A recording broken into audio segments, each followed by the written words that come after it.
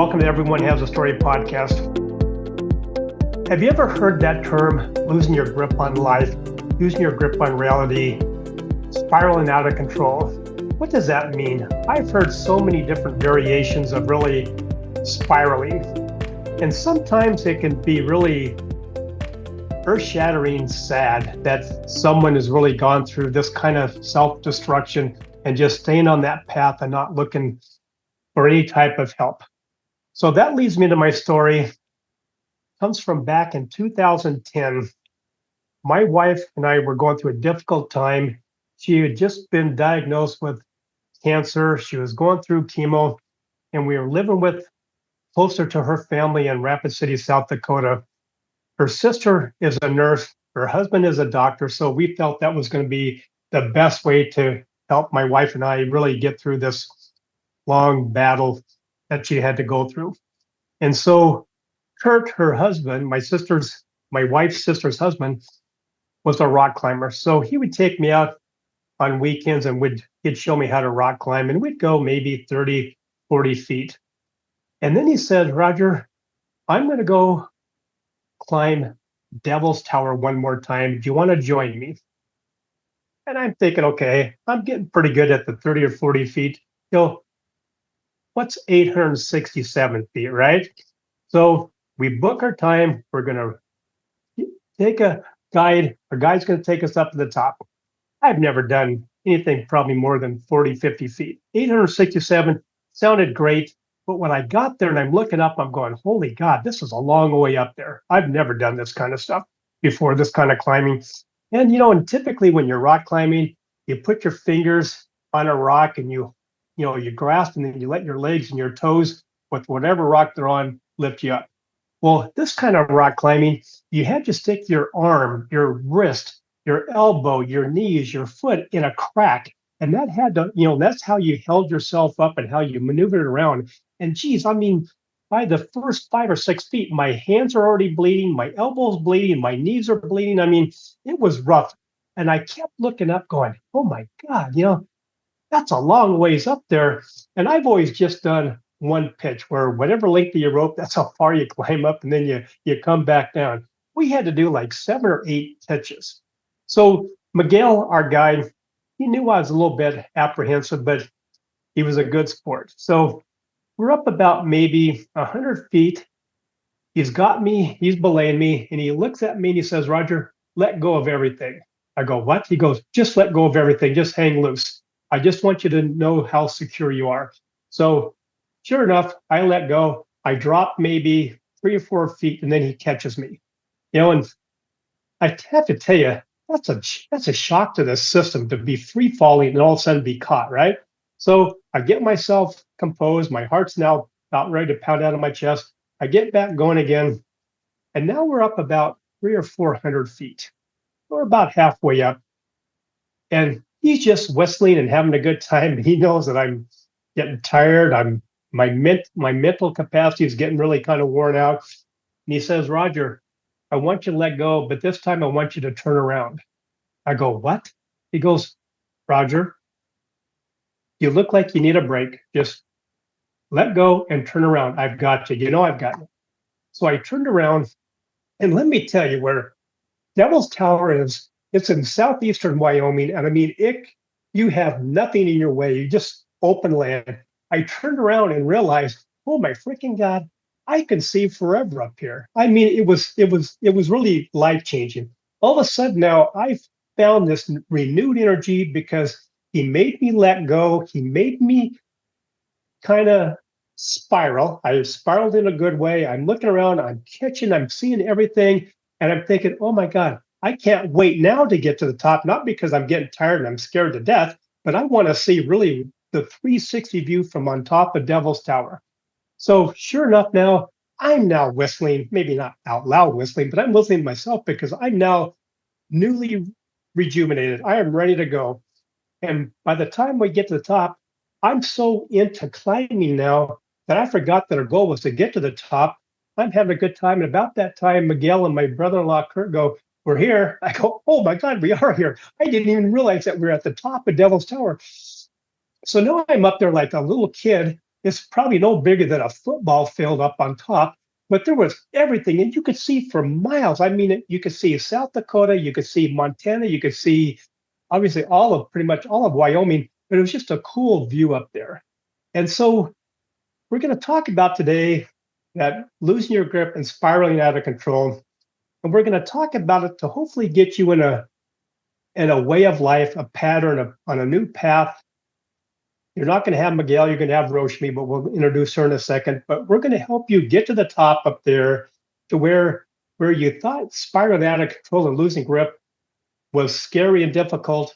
But I'll tell you, once you get your life turned back around, there are some really cool things to experience. And so that's what we're going to talk about today. So joining me today, Roshmi Dalal, how are you? And welcome. Thank you. Hi, Roger. Thank you so much for having me. And I'm still in awe of your story. I'm in a trance just hearing about Yeah, it. I'll tell you, it's 4.5 hours later. I'm on top, standing, dancing on top of the world, I felt like. So it was quite the journey. And I know we're going to have some fun talking about that same result for other people. So, but first, let me introduce you. Roshmi Dalal. She's an executive, positive, and emotional intelligence coach, but she's also a mental fitness coach. And that's really why we're here today, because I just love the term mental fitness. And and really when I think about my story of climbing, Devil's Tower, it took about as much mental fitness as that I've ever experienced in my life. And I've played sports my whole life, even in my adult life. But I'll tell you, nothing challenged me more physically and or emotionally was Devil's Tower. It was scary up there until Miguel, halfway up, told me to turn around and enjoy the view. And it changed my whole view of what I was doing at that time, where I was just not looking at anything more than just my rocks and my handholds and stuff like that, and to realize there was so much more out there. It was a great experience. So, Roshmi, tell us a little bit about you before we get into the podcast. Well, thank you for that great introduction. Yeah, so I am a ICF accredited executive coach, as well as a mental fitness coach with training in positive and emotional intelligence. And what does that mean? Just like you said, I am that mountain climbing trainer to help people grow their mental fitness, their strength when it comes to climbing their mountains and dealing with the setbacks and obstacles that come in their way. That's actually my specialty in my work. I love it. So you're now not only going to be the guide, but you're also going to be our coach here. So let's talk this through. What does it mean when you say that you help people with, obviously we've heard the term emotional intelligence, executive coaching, all that kind of stuff, but really, what does a mental health coach do? Because I own one of my you know uh, businesses. I own a health club, and we talk about fitness all the time, and we're really focusing on physical fitness. So really, what is mental fitness? Right. So I love the analogy that, again, you've made with the mountain climb.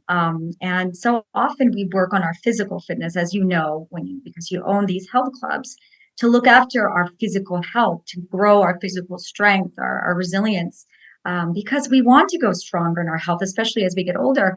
So the same goes with our mental fitness. We want to be doing something. We want to be engage with some kind of regular mental fitness exercise so that we can grow that resilience, that strength to life's challenges and setbacks. And it's always done much more effectively with a coach who can, guide you with the right questions, right tools, give you the right insights. I myself use a platform called Positive Intelligence, in which we provide insights and mindfulness exercises and tools to help people grow that mental fitness. And essentially, what we're doing is we're helping people embrace positive behavioral change in response to the challenges that they're working on with a coach like myself on their individual goals. I love it. So now let's go the other direction, spiraling. Everybody's heard that term, and I'm sure just like everything, there's a multitude of different uh, definitions of it. what is your definition of spiraling?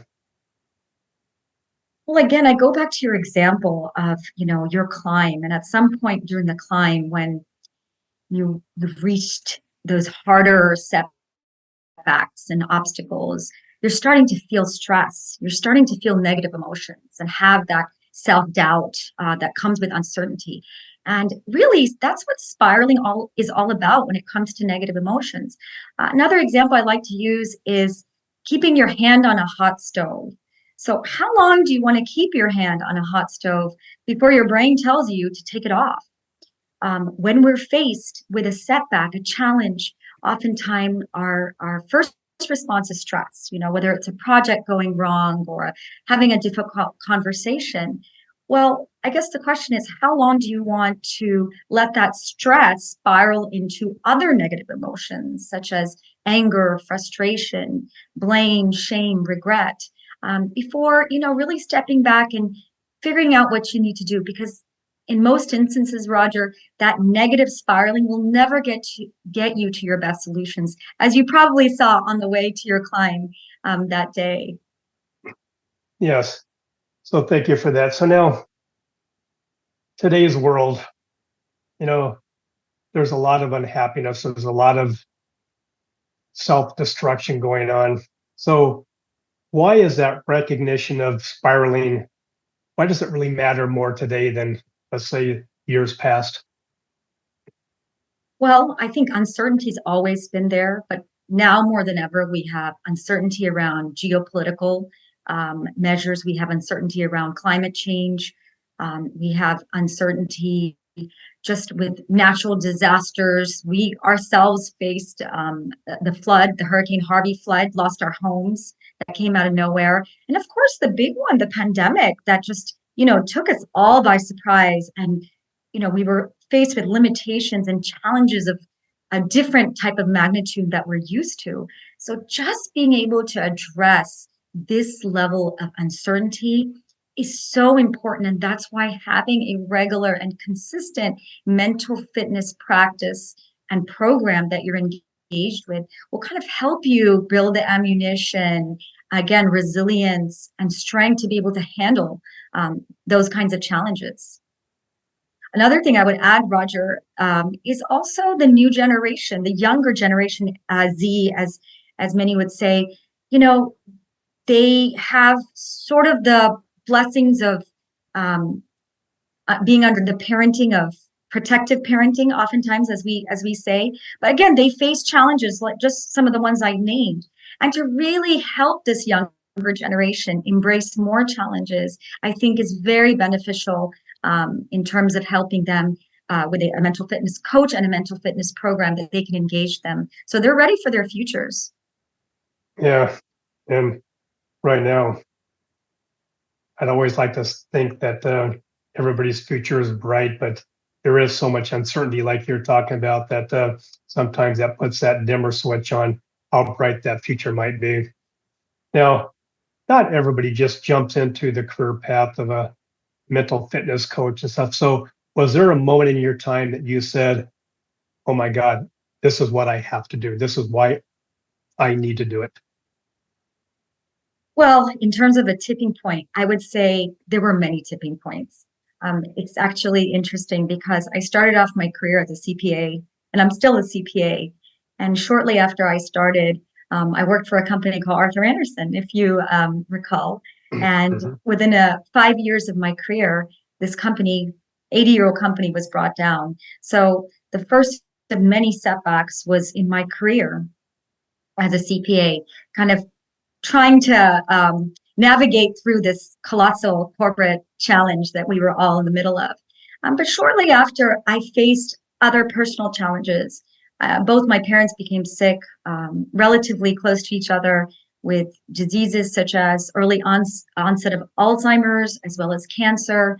I'm an only child, so I definitely had the weight of taking care of them. I also lost both of them a lot earlier than I would have wanted. So there was another set of tipping points that more of my mental fitness really came through for me. And of course, just, ongoing setbacks with raising children And again, the big hurricane that we faced, we moved to the other side of the world. So transitions with relocation and getting to know a new culture, transitioning back to the US like we have, all changes and opportunities for me to use my mental fitness to really come through using a positive mindset versus that spiraling that we talked about earlier. Now, everybody has gone through many challenges, mentally, physically, you name it. And a lot of people just continue to walk down that path because that's what they've experienced maybe from their parents or from their friends or family, siblings or whatever, and they don't realize that it's not a healthy path. So how does someone now become aware that, and they have been spiraling, they just haven't got motion sickness yet or whatever, but things things are spiraling not in a good way for them? How did they become aware of that? Yeah, I think there's, lots of red flags. One of them is just, realizing that you're so resistant to change. Like you're sort of in a stagnation and you have been for a while, and you're happy being complacent in life and not really interested in taking chances or taking opportunities that are coming to your doorsteps. That's one indication. Of course, just being inundated with stress and burnout. I mean, when many of us are under stress, excessive stress, we tend not to engage. Our communication becomes poor. We're again less likely to embrace changes. And overall, our motivation, our morale, whether we're working for a company or just trying to get through our family life, it really suffers. I think those are just indications that, it's time to make a change, that what I'm doing today, allowing that stress to kind of spiral into that vortex of negativity is really not pushing me forward. It's really not growing me as a person. And you just talked about pushing me forward. There's a lot of people out there who have no problem being that proverbial couch potato, in their life, and it doesn't necessarily mean that they have to be in front of, on that couch in front of a TV set, but even at their employment. I mean, they are just there. They're doing the bare minimum that is asked of them.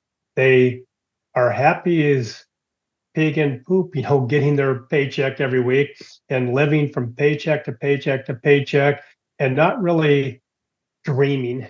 So, will your mental fitness open up the minds or help these individuals open up the minds to maybe see dreams instead of the ongoing nightmare that they're living? Yes, absolutely. So not only does mental fitness help those who struggle with ongoing setbacks and challenges, but it opens up a new world for them in terms of that feeling that you described when you got to the top, Roger, where you were, or even as you were inching towards the top, and you were more pushed by positive emotions, your curiosity, perhaps some empathy for yourself, or even being creative with that climb. When you are pushed with positive emotions versus negative emotions of complacency, boredom, whatever it is, you're not only more successful, like you saw as you were coming towards the top, you're definitely happier, you're more fulfilled. So I think a mental fitness program can allow for that self-awareness, returning somebody back to their values, what really makes them tick, what drives them. So that inner resonance versus the dissonance that they've been feeling for years because they're not connecting to their values, strengths, or underlying beliefs. So let's go now to the business, the organization. Can an organization, can it experience spiraling down as well? Oh, absolutely. And I think, again, as leadership, it is going to be the goal of the leaders to start picking up on, you know, how this is affecting the company. And oftentimes it's as easy as the bottom line being affected, but also, looking at retention rates, attrition rates, looking at just again, how motivated or what is the morale of the company? Why aren't they experiencing growth or change or engaging in new ideas? So I think it's up to the top to embrace a mental fitness program themselves so they can gain that emotional intelligence and see it in the rest of the team, the rest of the organization, or see what's lacking in the rest of the organization so that they can kind of help their employees get unstuck and help their company grow as a whole. So, what would it feel like? What would it look like to have employees, which make up that organization, all be mentally fit?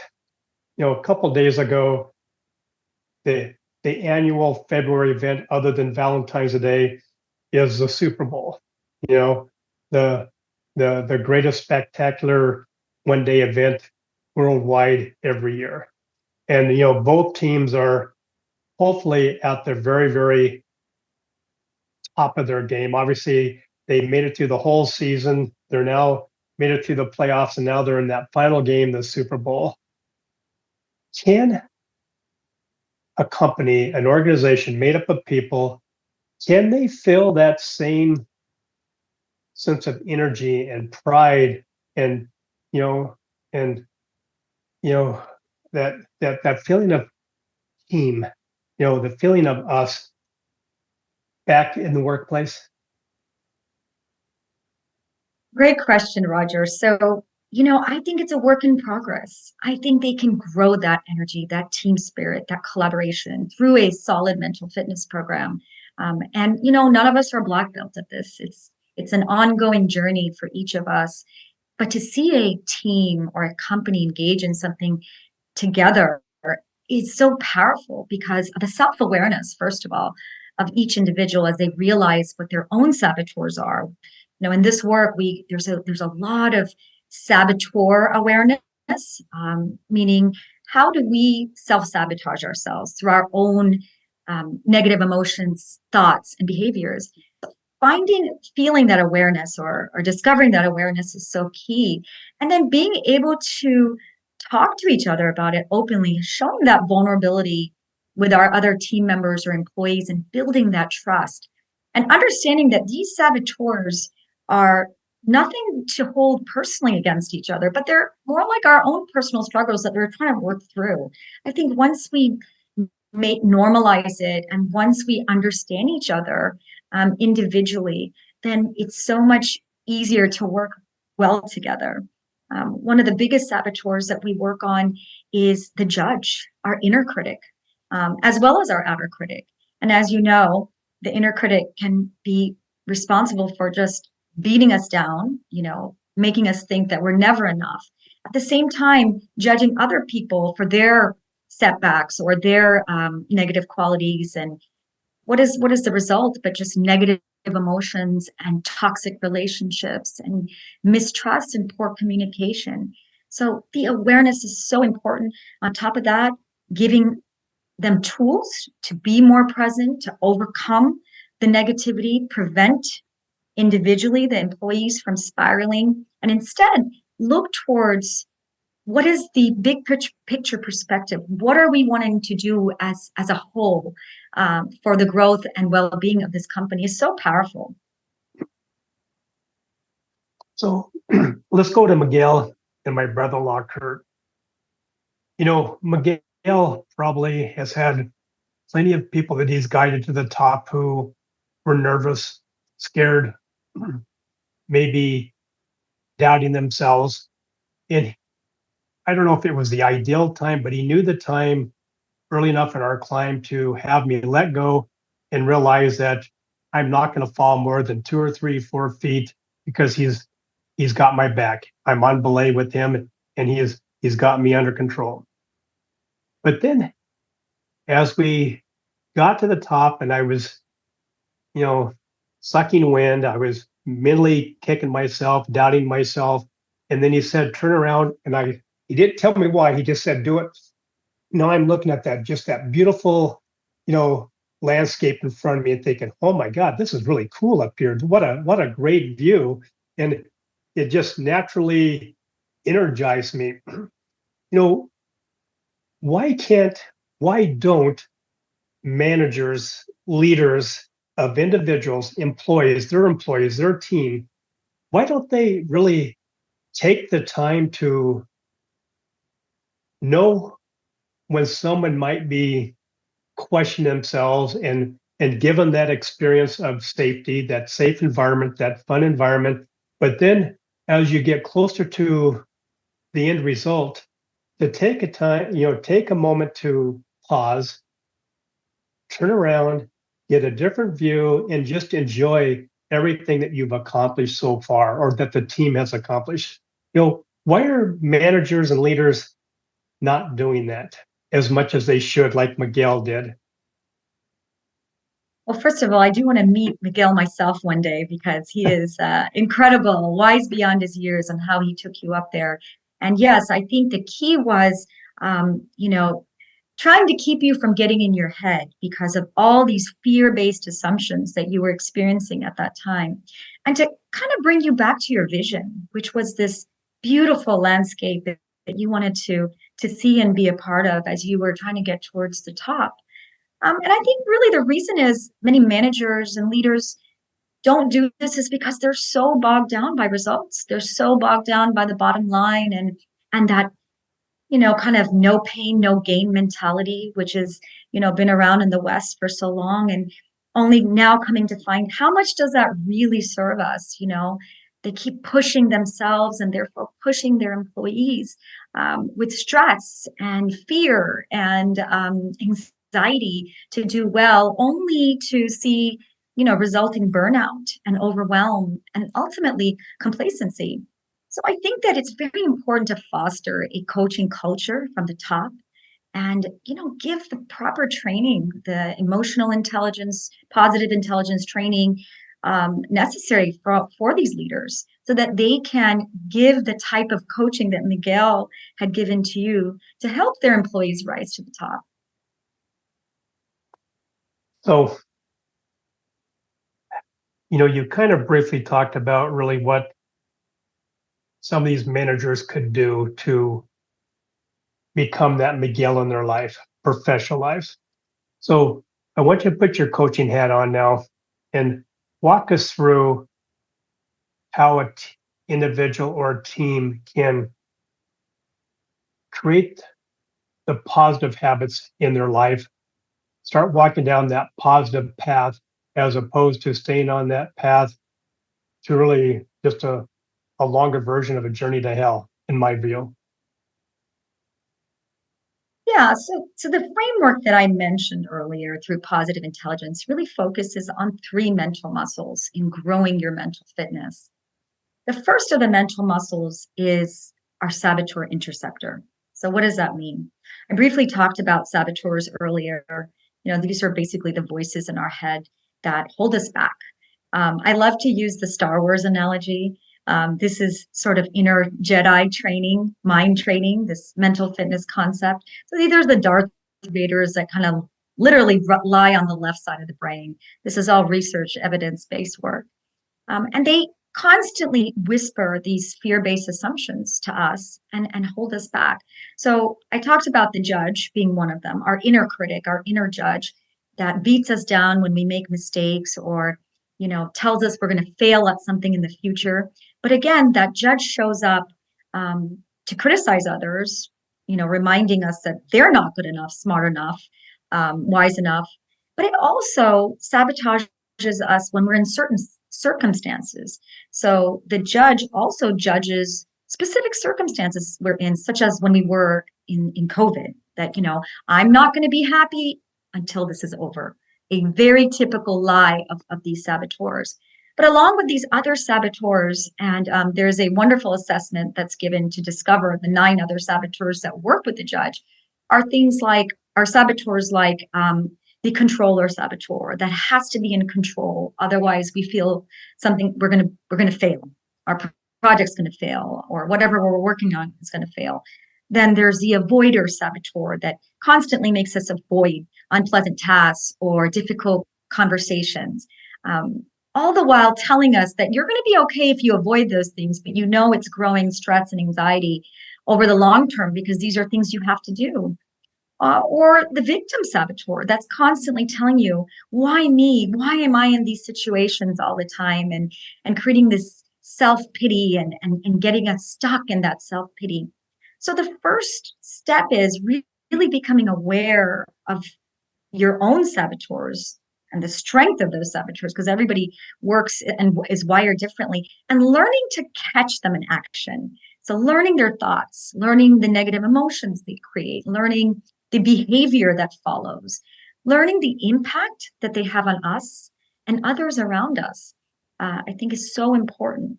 So we learn to become aware of them, and we learn to catch them in action by observing our own thought patterns. The second mental muscle that we build is that positive side of the brain. So we all hold positive emotions such as empathy, curiosity, creativity, doing our jobs and our day-to-day lives with passion and purpose. And although we know we have access to those emotions, they're not always activated. So we grow on working that side of the brain, those positive emotions in our brain as a second muscle. And then the third muscle is called the muscle of self-command. And that's really the how-to. So just like coming back to your health club example, people come to your health club and work on their physical muscles by doing dumbbell reps, working their triceps, biceps. We give them mindfulness practices in the form of reps. And those are sort of reps that build the strength in their mental muscles in their mind. So we give them tools to help sort of quiet the saboteurs that they're now aware of and activate the sage, the wisdom in them, the positive emotions that they have. And again, it's a combination of that self-awareness as well as regular and consistent daily practice of these mindfulness-based tools, in addition to that journaling, meditation that we offer, that really helps their mental fitness take off and then continue to grow. So probably the most important question I'm going to ask you this whole episode is, when you go to start working out your mental fitness, do I need my own sweat towel and bottle of water? Well, there is definitely a boot camp for this, and it's about Yeah. 6 weeks that's recommended. As in physical fitness, you got to get your clients started, right? You got to get people motivated and going. So there's a daily practice that's very important, and the daily practice generally that's recommended is about 15 minutes a day of mental fitness exercises that one can do, and as well as knowledge bearing exercises. So again, you're learning more about yourself. You're learning about how the mind works. And that's about an hour each week of more insights or knowledge based tools that you use in the mental fitness program. And then doing this daily for 6 weeks, as you know, helps build habits, positive habits towards behavioral change. So once you get through those 6 weeks, then it's just sort of maintenance, and also learning to apply this mental fitness in more applications in your life, whether it's your work, your parenting, your marriage, your health and wellness, relationships in general. So yeah, there's a little bit of a sweatshop in the beginning to answer your question. There you go. Well, Roshmi, I can't thank you enough for joining me here today. And please leave us with one more little bit of inspiration or encouragement from a coach to their students. So as a coach, I believe this audience and everyone out there is creative, resourceful, very capable of coming up with their own solutions in life. But it does help to have a coach by their side that can be their champion, just like Miguel was, help them see the vision, as well as help them see the blind spots. And along with that coach, to be engaged with a regular mental fitness program that can help them build the mental muscles needed to handle so many challenges in life that are going to be coming our way, no matter the size or frequency. And it's only then when we work on ourselves and we're able to quiet that negativity and activate the positive side of our minds that we can embrace change and challenges, knowing that there is some kind of gift and opportunity, even in some of the worst situations, as we, again, exercise our abilities to empathize and be curious and creative and do things in our life with that passion and purpose. Well, thank you for those encouraging words. If someone wants to reach out to you, how can they get in touch with you? Well, I'm under LinkedIn at Roshmi Dalal or Transformative Coaching, and they're welcome to email me at Roshmi, roshmid @gmail.com. I'm available under both mediums, and my website is mytransformativecoach.com. That's also another way to get in touch. Well, thank you again, and this has been very enjoyable and insightful. Thank you. Thank you for having me, Roger. My podcast wouldn't be the same if it wasn't for my sponsors and my great supporters. So let me take this opportunity to thank each and every one of them. First of all, I want to thank Rebecca at Custom Bookkeeping and Accounting, delivering trustworthy bookkeeping services since 2003. Dave and Dara at Virtues Matter, making this world a much happier place to be with their Virtues card apps, coaching, and workshops. Stephen at Buller Accounting, giving business owners depth and insight to their numbers. Eric and his team at Ivy Cat Web Design, the real superheroes of web development and design. Jennifer and Jean at the Seavers Real Estate Team, serving Pierce and Kitsap counties with their home buying and selling needs. Maury at the Maury Method, the world's only brainwave entrainment engineer, helping everyone have more clarity, less stress, and overall better brain health. Priya at Pivot My Profit, helping individuals and businesses have better control of their finances and more money at the end of their day. Melissa at the Soul Vibe Energy High, the queen of the aha moments, helping individuals find those holes in their cups, repair the hole, and gain back their positive energy. And finally, Rick at West Sound Recording. You talk, they do all the rest. Thank you, Rick, for all your efforts with the production and editing of my podcast.